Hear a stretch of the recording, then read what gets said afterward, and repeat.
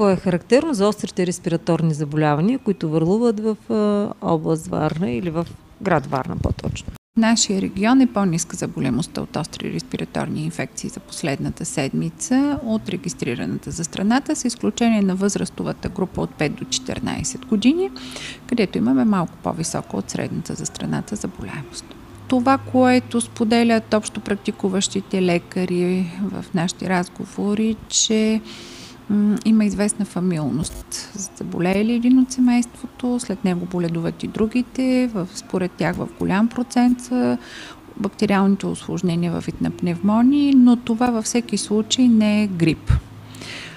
И данните на лабораторията, която изследва грип за страната, са също такива за разнообразни вируси. В различните седмици различно, но преобладават респираторно-синцитиалния. Какви са грипните вируси, които очакваме да върлуват тази зима? Общо взето те не се различават много от миналата година. Те са и в състав на противогрипните ваксини, актуални за сезона, Брисбейн, Пърт, така че това обикновено са варианти на грипен вирус А и в по-малка степен грипен вирус Б, епизодично грипен вирус С. Те формират масовото боледуване.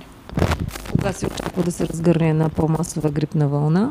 Обичайно във Варна малко по-късно, отколкото в страната, се установява този пик на заболеемостта.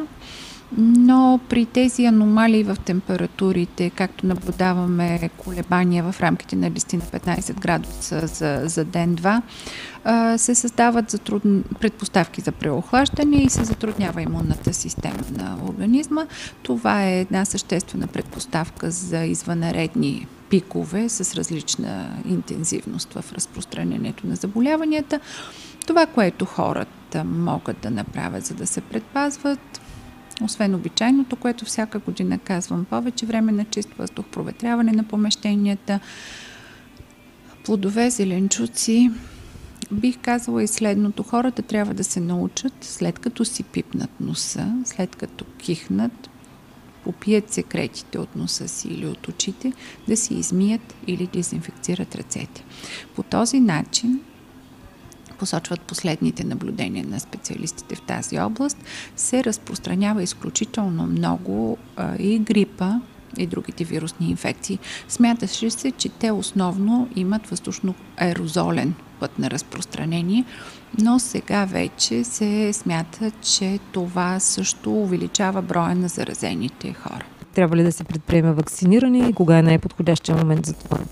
Уместно е да се прави все още, даже за нашия район до края на ноември е благоприятният период за провеждане на имунизация срещу грип. Това е най-ефикасното, най-изпитаното по медицински критерии средство за профилактика.